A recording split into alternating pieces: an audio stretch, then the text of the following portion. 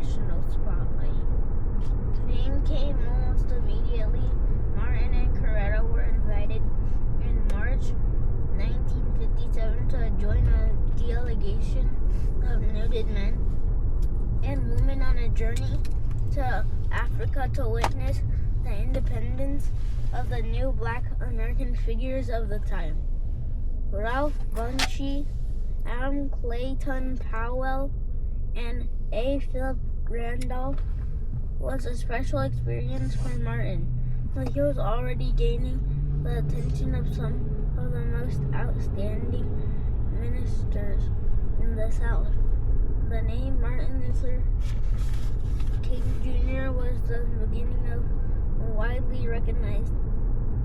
On the return from Africa, the king stopped in Paris. Arriving in New York City, he met with black leaders who was planning a proposal for a large gathering in Washington, D.C.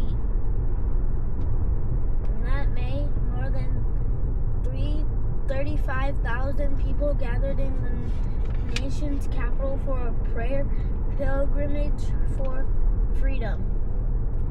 A number of speakers, including Dr. King, stressed the Dr. King. DR is Dr. King. And encouraged all black Americans to register to vote. The constitutional right of all Americans of these marchers set the stage for a historic march in Washington, D.C. 6 years later, in 1963. No sooner had Martin taken a major step forward onto the world stage, then he was forced to take one step back in jail. Martin and Coretta were at the reporter's court in Montgomery, accompanying the Reverend Albany and his wife, Juanita. One day in September, when Martin was accosted by two police officers who claimed he had acted improperly, the police grabbed Martin, pinning his arms behind his back. Then he hustled him around the jailhouse. He flung him into his cell. Coretta tried to come to his aid, but Martin pleaded to stay out of her way. Locked inside of a jail cell, Martin thought about lessons that nonviolence teaches and the importance of enduring hardships. Sometimes for one's beliefs, the philosophy of India's famous religious leader, Mahatma Gandhi, whom Martin deeply admired. Gandhi had led his people to Gandhi. Mahatma Gandhi. Martin wanted to try and lead his people to freedom as well. To be like a Mahatma. No, well, let me see where you at. Mahatma. Yeah, that's Mahatma. Yeah, Mahatma. Okay. Which means man of wisdom. Man of wisdom. Every racial incident now made Martin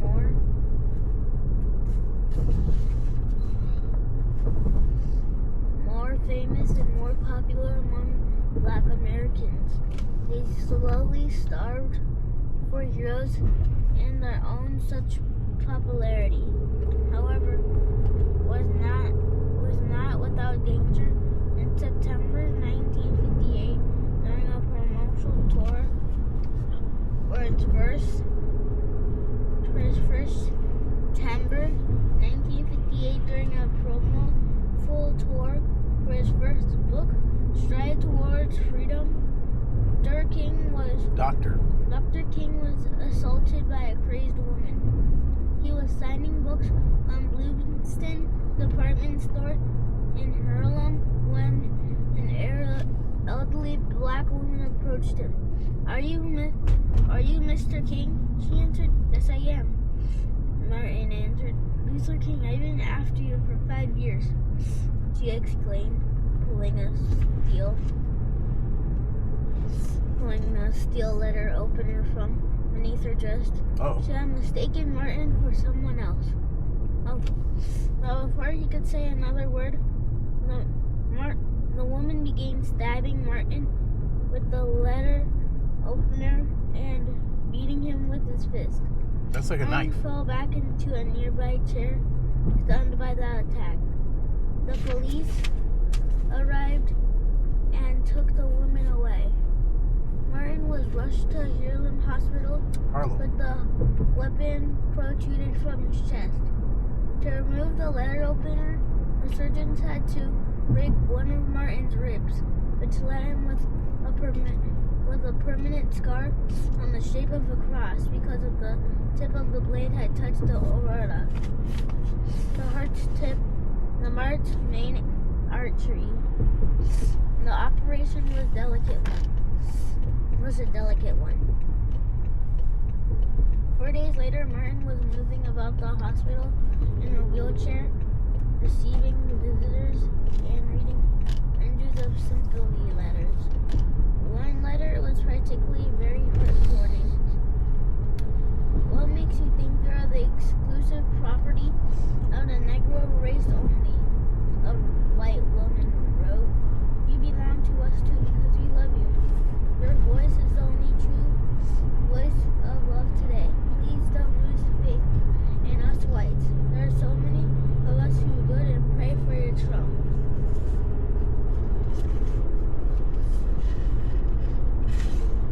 While recovering from the stabbing, Martin thought seriously about accepting the invitation to visit India.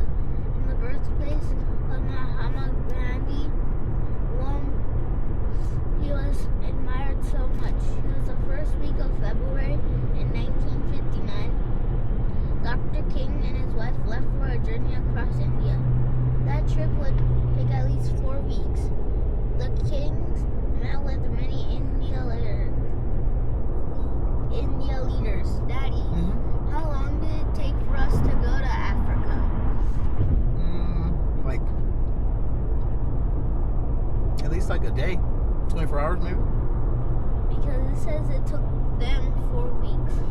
Well, they stopped a lot of places. Why? Because he talked. Remember, every place he went to, he talked and tell a speech and learn new things.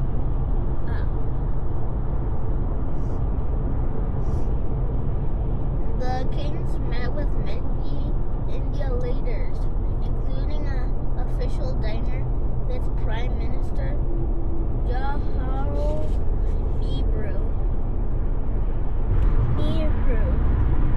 Martin was saddened by thousands of poor people he saw in India. He was excited to visit the sites where Mahatma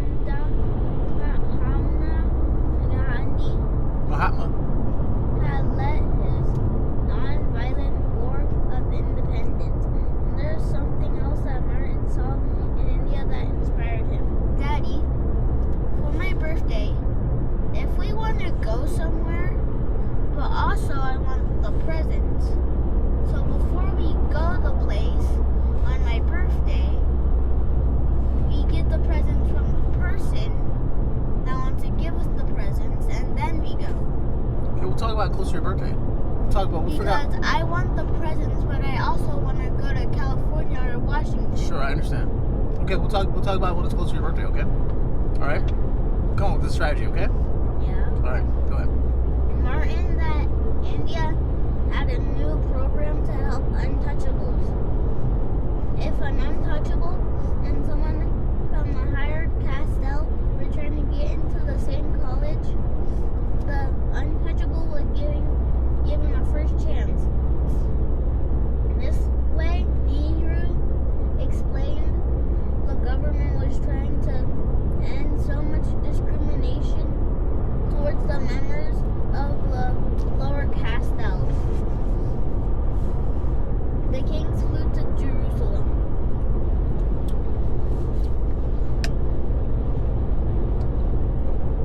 Martin knew that he was the only kind of change he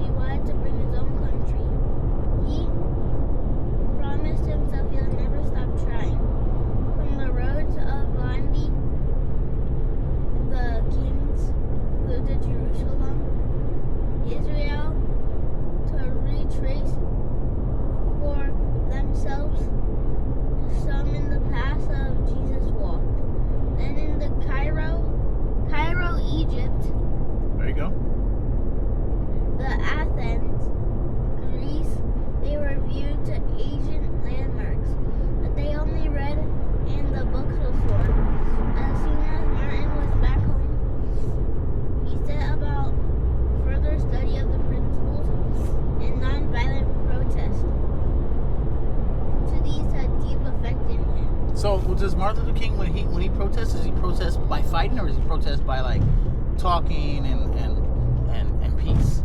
He protests by. What do you remember?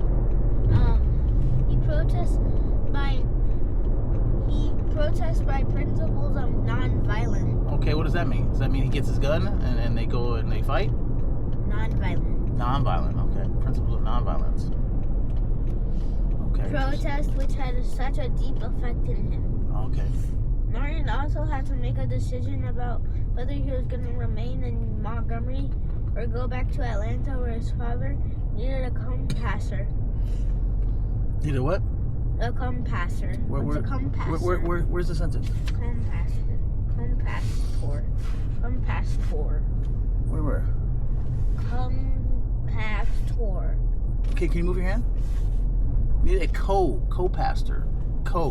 So co means like an additional one. Like if we were co-coaches, you be a coach and I be a coach. Okay? So they're pastors. Pastors is the preacher that talks about the Bible when you go to church. So he needs a co-pastor. So he needs another pastor. Him and his father are going to be pastors together at the church. Get it? There you go. Montgomery or go back to Atlanta, where his father needed a co-pastor. Co-pastor. On November 30th, in 1959, Martin made the announcement that he was returning to Atlanta and his father's church. Risking arrest and jail, Martin's father and other older leaders were opposed to sit-ins. They believed the best way to secure civil rights for all was through the courts of voting booths. But Martin Luther King Jr. felt differently.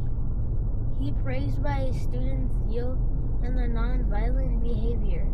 Soon he joined them.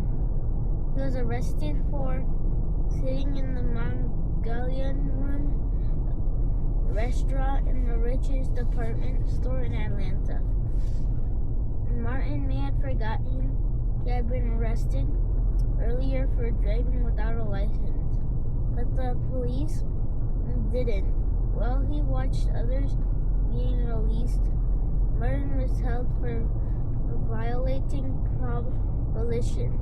He was sent to Reidsville State Penitentiary to serve a 4-month sentence.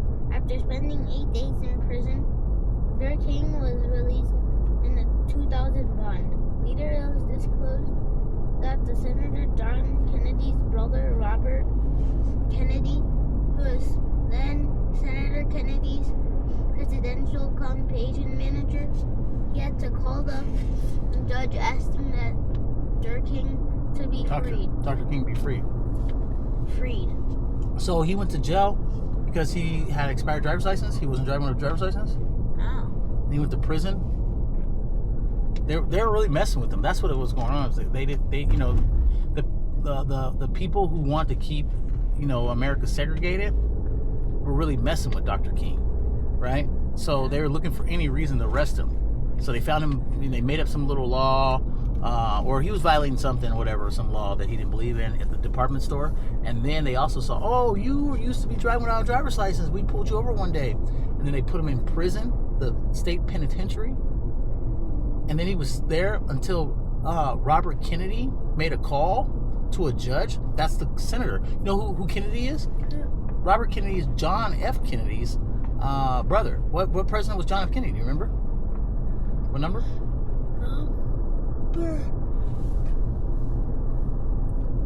think that was over 35.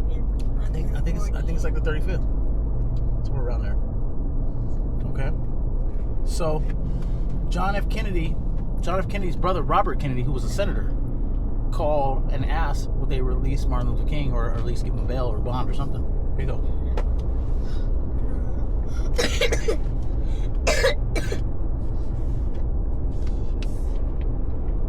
On March 1961, after several speaking engagement and TV shows, Martin returned to Atlanta. to find the city on edge of a riot. Well, the city was on the edge of a riot? Yeah. Although an agreement for change had reached between the Chamber of Commons and a group of black leaders. Daddy, what's a riot? Riot means the city's about to break out into a big fight, the whole city. Well, not the whole city, but a group of people. There's about to be a fight, like a really large fight. The black people are getting very angry that they're not getting treated fair, you know? Yeah. So they're about to break out into a riot, you know, over this. Okay. So riot is like war, but in a city? Yeah. Yeah. Like if the whole second grade class starts fighting, there's a riot in second grade. Yeah, that'd be crazy, right? Yeah. But just a little fight is a little fight. But a riot is like, man, it's lots of people fighting just everywhere. Okay. The million blacks were dissatisfied See? with the settlement. They accused their elders for selling them out. An open meeting was called at the local church to debate the issue. Martin's father attempted to keep the crowd orderly, but he was hooted from the pulpit. Martin Jr. stepped up and calmly explained the settlement. This contract, he began, is the first one ever written by white leaders in Atlanta. His speech had a cooling effect to the audience. A major of people at the meeting decided to give the city a chance to live up its promises. Not long afterwards, the students ended their stay-ins. The Atlanta schools were desegregated. The lunch counters at the hotels were open to black patrons. They gained more Atlanta and not spread easily to other parts of the South. Did America segregate easily? No. Well, they segregated. They didn't desegregate easily, but they were segregated. That was when the blacks had to be separate and the whites had to be separate. But when they desegregated, which was like to make everybody mix, no, they didn't do it easy. You know? Did any country have it easily? I don't know. I don't think so. I've never heard of it. No. Change is not easy. People don't want to change whatever rules they have. They like to keep the same rules. They don't like to change things. So trying to make change is always a little difficult. Why was the black people segregated in the first place?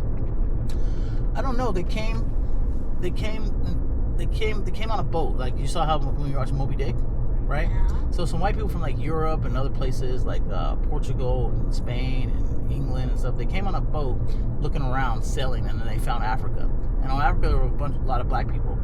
And because the black people didn't speak the same language and didn't have the same strong weapons and things, the white people decided, you know what? We need some people to work for us to do to build, you know, America and build other places and work, and we don't want to pay them. So since they don't speak the same language, because in Africa they didn't speak the same language as them, since they don't speak the same language and they don't look like us, like Africans don't look like Caucasian people, white people, right? Yeah. So since they don't look like us, we're gonna take them. We're gonna take them. We're gonna make them work. And there might have been some other reasons too behind that, but for the most part, that's what I understand.